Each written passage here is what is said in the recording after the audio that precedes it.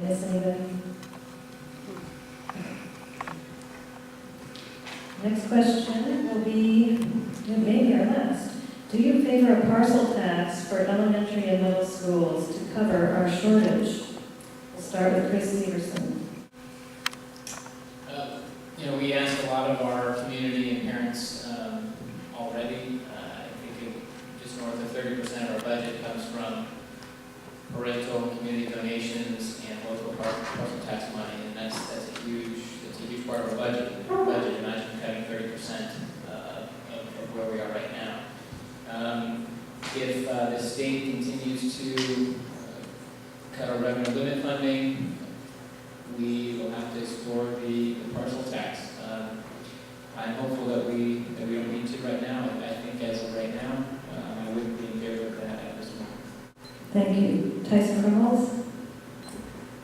Is this our last question? It's the last question, and we will have closing statements. I've heard a lot about the parcel tax potentially coming up, and I gotta say that we really need to clean our house before we put out our hand as a district and ask for more money from all the community to rent it. I'll take 30 seconds and address one issue that wasn't brought up tonight, and that's equity. I think personally on equity, we really truly need to explore equity as an innovation. There's things that go on that are inequitable in schools. And it's just a matter of fact. Parents get behind things, certain kids relentlessly pursue certain things at certain times.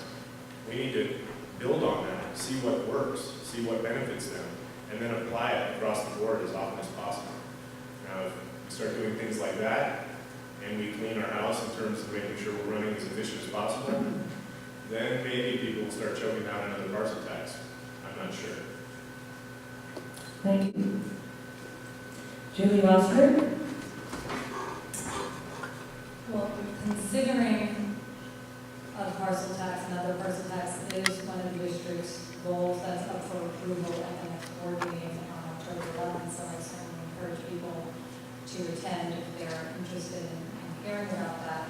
I think our community, as I said before, our community has been extremely generous in their time and their money to fund our schools, but the reality is that the state has cut our funding severely over the past several years and will probably continue to cut our funding in the future.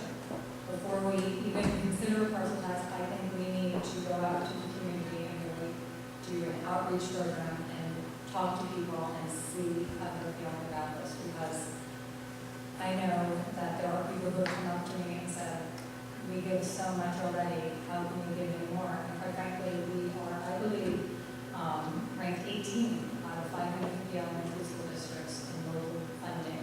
That's how high up we are. We already get quite a bit. Thank you.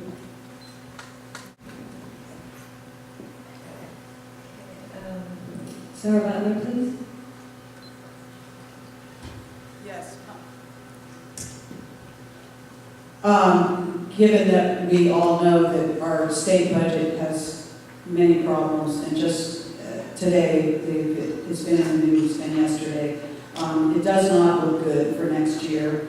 And as Julie alluded to, our district is already considering what to do about it at the board meeting level. Given that, we of course need to look at efficiencies. We need to look really hard if there's other efficiencies, or what else can we do?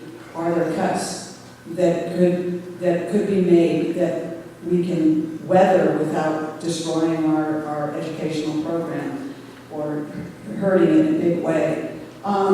Given that, I also realize that given the type of cuts that could be coming forward, we could end up looking at, are we going to make more cuts? Are we going to try to raise more money, or consider a partial tax? And I do think we need a very thorough process and a communication process about it. Thank you. And Becky Van-Torres-Gilbert? Thank you. So, with respect to a parcel tax, it's true that the board is already starting to consider that. And I think, frankly, my informal survey that I've done, as I alluded to previously on SurveyMonkey, there's a really interesting dynamic that's coming. The majority of parents and community members are willing to support a parcel tax if they're really clear money is currently being well spent in the district. And it's quite possible the district is functioning really well and very efficiently, but again, without seeing those line item data, there's really no way to assure the public that that is the case. So I think before I would support any forward movement with the parcel tax, we've got to get this data online, everyone's got to see what we're doing. We absolutely need to probably make some constriction in administration. The University of California system's cut 9%, the state of California has cut 14% from their administration. We should do something similar. And then, and only then, would I support something of a parcel tax that probably has a sunset of 2 or 3 years just to weather us through this difficult economic time. Thank you. Thank you.